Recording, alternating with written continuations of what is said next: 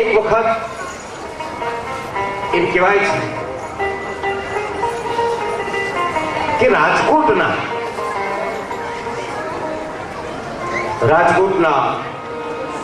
Political ગુરુ સાહેબ જ્યારે અંગ્રેજોનું શાસન હતું એ સમયમાં રાજકોટના એક ગુરુ સાહેબ એમના હુકમ અનુસાર રવાના થયા અને નક્કી કરેલા ટાઈમે રાજકોટ પહોંચાડવાના હતા, પણ બન્યું એવું કે નીકળ્યા વચ્ચે વીરપુર આવ્યું. વીરપુર થઈને જ્યાં વીરપુરના પાદરમાં પહોંચ્યા એટલે જલારામ બાપાનો એક નિયમ હતો. જલારામ બાપા નિત્ય સવારમાં પોતાના પૂજા પાઠ કરી કારવી અને જે કોઈ અભ્યાસ હતો પોતાના આશ્રમમાં હોય ઝૂંપડીમાં હોય એ લોકો બધાને પહેલા સવારમાં પેટ પૂજા કરાવી લે, પરંતુ ત્યાર પછી એ વીરપુરના પાદરમાં જઈ અને બેસે કે કોઈ બહારથી અભ્યાગત જો આવતું હોય તો, અથવા તો કોઈ અભ્યાગત આવેલું હોય તો આપણે ચોરાની જે પ્રથા છે ને ગામડાઓની અંદર ચોરાની જે પ્રથા છે એ ચોરા કઈ અમથા નથી બનાવવામાં આવ્યા બા. ચોરાના હેતુ છે. ચોરો જે બનાવે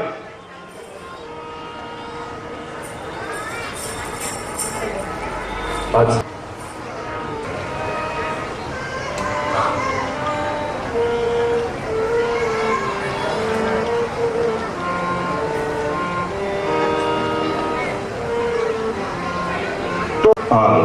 સીતારામ.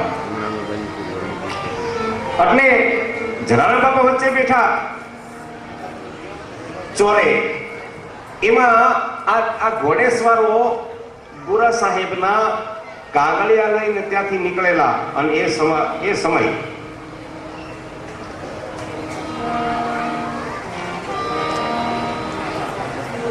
બન્યું કે આ ઘોડેસવારો નીકળ્યા એટલે ઘોડેસવારોને રોક્યા કે ભાઈ જમી કારવી ભગવાનનો પ્રસાદ લઈને જાજો. એટલે કીધું કે બાપા ઈ ધંધો રહેવા દ્યો, કારણ કે અમારો સાહેબ છે ને એ બહુ કડક મિજાજનો છે અને અમારી નોકરીનો ખતરો થઈ જશે, અમને વળી ખીજાશે, સમય અમે પહોંચશું નહીં.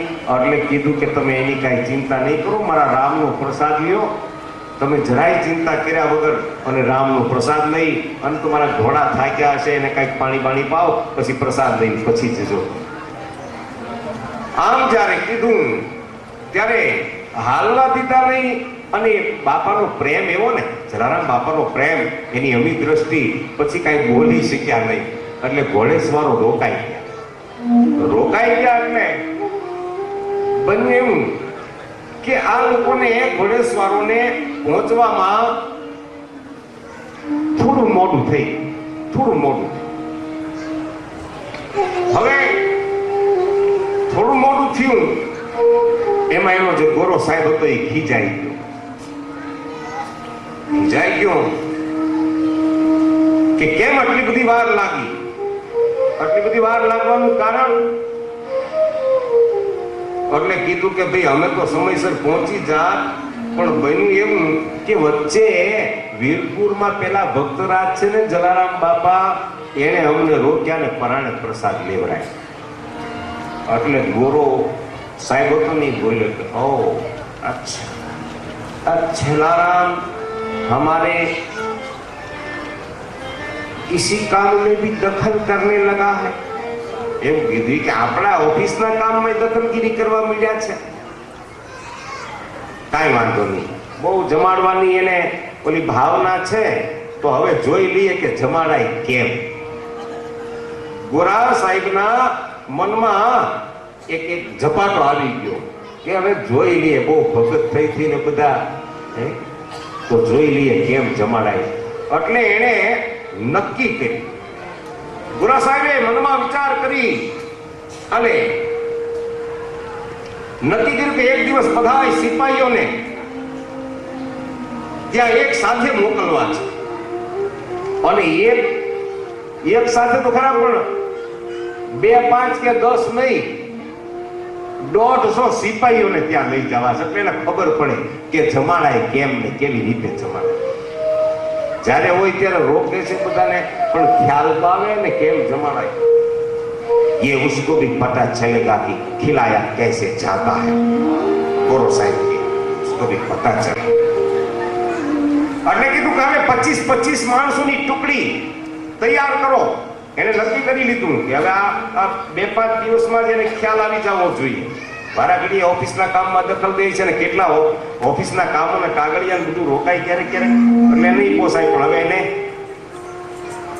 એટલે બધાએ નક્કી કરી લીધું સવારમાં થી એક દિવસ એવું કરવું કે 15 મિનિટના અંતરે રાજકોટથી એક ટુકડી 25 જણાની રવાના કરવી.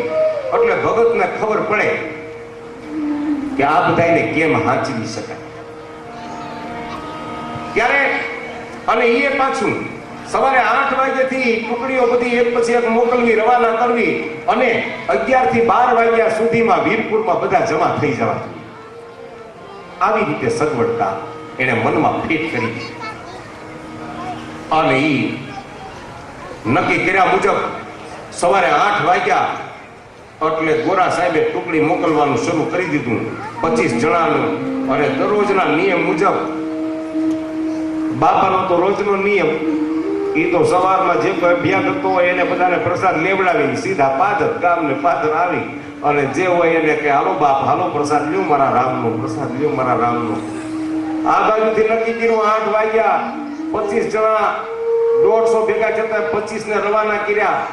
જાઓ यदि वहां चला राम था तुम तो रोक ले तो रुक जाने का, आगे नहीं बढ़ने का, उधर ही रुकने का. हार कई वांधो वળી પાછી 15 મિનિટ થઈ ગયા બીજી ટુકડી તુમ બિછાઓ. વળી પાછી બીજી ટુકડી ઈ 25 જણા. વળી પાછી ત્રીજી ટુકડી 15 મિનિટ થઈ ગયા ત્રીજી, 15 મિનિટ થઈ ગયા ચોથી. અને તાબડતોબ ભાઈ એક આરે 6 ટુકડી આવી.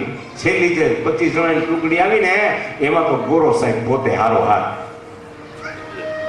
જલારામ બાપા એક ટુકડી આવી કે હાલો બાપ હાલો હાલો મારા વાલા ભગવાનનો પ્રસાદ લઈને. તો કે આજે નો રોકો તો બહુ સારું થાય હો ભક્ત બાપા, આજે રહેવા દેજો. અરે પણ મારા વાલા એમાં સારું શું નરસું મારા રામનો પ્રસાદ લેવા હાલો હાલો. પ્રસાદ લીધા વગર થોડું જવાય બાપ, હાલો હાલો. અને પ્રસાદ લેવા લઈ વળી પાછ તો કે પણ અમે એક નથી હજી બીજી ટુકડી. અરે વાંધો નહીં ભલે. વળી એક ભક્ત હતા એને કીધું કે જા નાય એ જા બાપ યા પાદર બે આંગળીએ બીજી ટુકડી આવશે એને પાછો આ બધું લાવશે જા. એ વળી બીજી ટુકડી આવી તો કે હજી આવે તો કે જા જા નાય જા.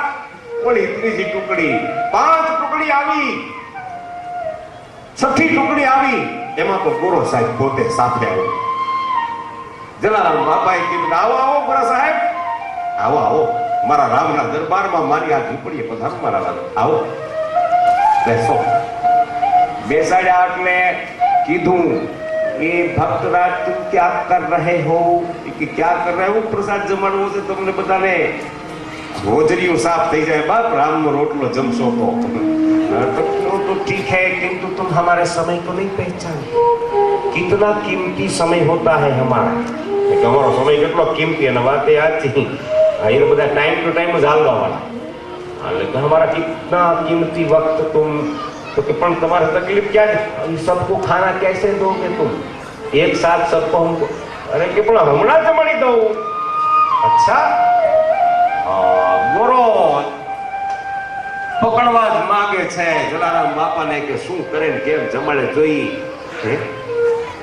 અને કહેવાય છે कि तुम 25 जना ने बेसाड़ेला तो ये सब कब खाना खाएंगे कब सब हम जाएंगे. तो कि पण बहु उतावળ તમે બધા બેસી જાવ હારો. अच्छा ऐसा करे तो कि हाँ हाँ એમ જ કરાય બીજું કાંઈ કરે નહીં બેસી જાવ. બેસી ગયા 150 અને પછી ગોરો સાહેબ કે હવે આ ક્યાંથી આપશે બધાને જવું, કારણ કે અંદર તો 2-3 જ હતા રોટલા કડવાના. અરે ભાઈ રોટલા ઘડી ઘડી.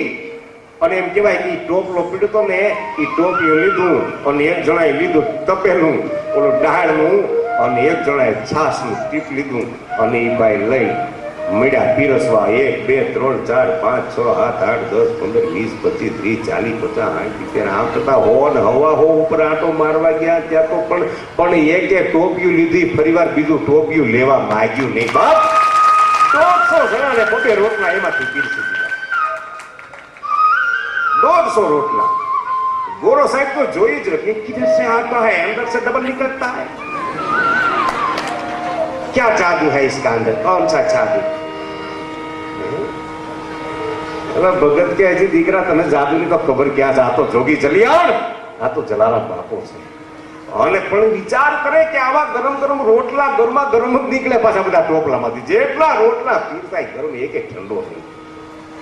અને વળી પાછો એક રાઉન્ડ ને વળી પાછો બીજો ઈનો ઈજ ટોપલો બીજો રાઉન્ડ ચાલુ કર્યો અને જાય બીજા રાઉન્ડ બધાને કોબે રોટલા આને દાળ પીરસી અને પણ આ જોયું ને ગોરવ સાહેબ ઊભો થઈ અને જલારામ બાપાના પગમાં પડી ગયો. વાહ જલા ભગત, ધન્ય तुम भगवान का सच्चा भक्त हो, तुम सच्चा भक्त, धन्य